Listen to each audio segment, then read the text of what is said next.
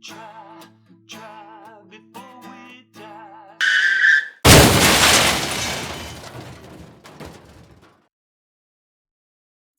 It's time for another edition of WTF, Whiskey, Today's Fact. Often I get asked, what makes a Scotch whiskey a Scotch whiskey? Well, it turns out there are some actual laws, and it's the Scotch Whisky Act of 1988 and then the addendums, especially 1990, that define the rules for Scotch whiskey. Can only be made from water, malted barley, and yeast.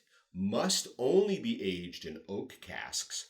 The entire process has to take place in Scotland. The cask cannot exceed 700 liters.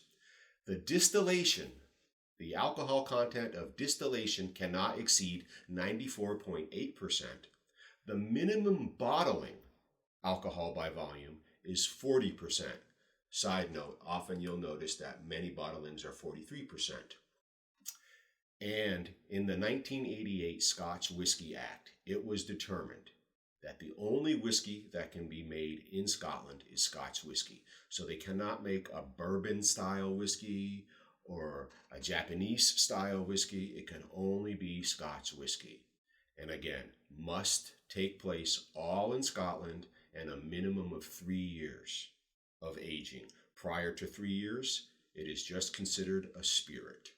So that's what makes a Scotch whiskey, and that's Whiskey, Today's Fact.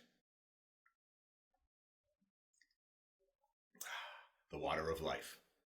With a bearded man and a British guy.